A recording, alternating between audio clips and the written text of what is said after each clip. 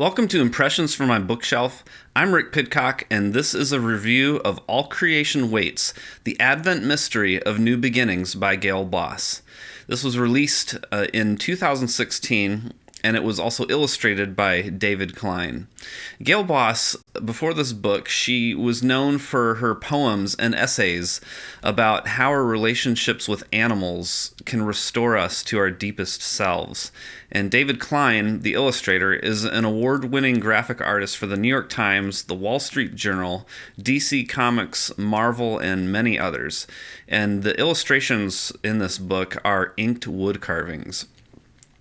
So she has me from the very beginning with this quote from Meister Eckhart, where she says, or Meister Eckhart said, "Every single creature is full of God and is a book about God. Every creature is a word of God.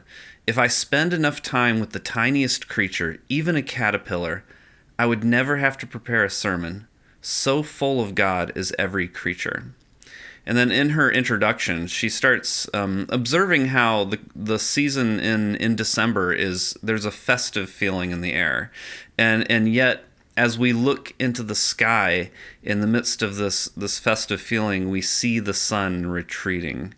And we know that the winter solstice is coming. And she talks about how our ancestors, she says, as the sun sank to its lowest point on their horizon, they felt the shadow of primal fear for survival, crouching over them. They were feasting and they were fearful, both. She said, "We throw a party to mark the end of another year and all it's brought. We do this in a big, bright, loud way. But for us also, as for our ancestors, the dark end of the year brings unrest. It is an end. It comes without our asking and makes plain how little of life's course we control." And so she talks about how the church has come up with a season a way to engage the sadness, and it's the season called Advent. And so for 4 weeks prior to Christmas, this is a season where everything is stripped bare down in hopes of a new beginning.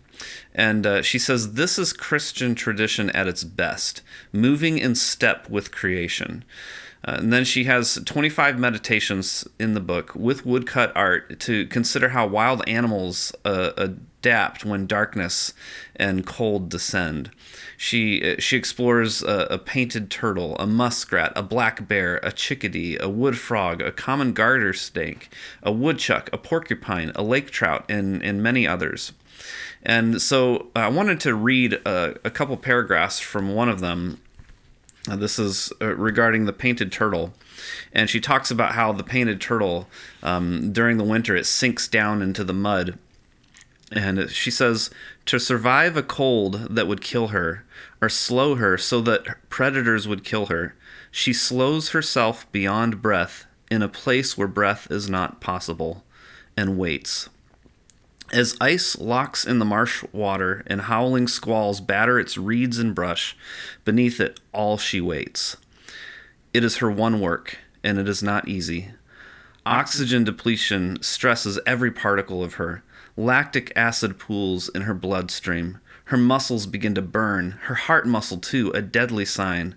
That acid has to be neutralized, and calcium is the element to do it. Out of her bones, then out of her shell, her body pulls calcium, slowly dissolving her structure, her shape, her strength. But to move to escape, requiring breath in a place where there is no oxygen, that would suffocate her. So, though she is dissolving, every stressed particle of her stays focused on the silver bead of utter quietude. It is this radical simplicity that will save her.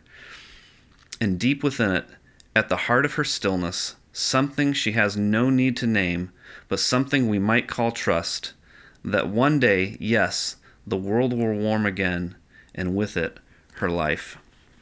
I highly recommend this book. You can catch a glimpse of the illustrations there. No matter what your religious persuasion is, this book will connect you to many different animals that fill our world, and through them, it will connect you to yourself.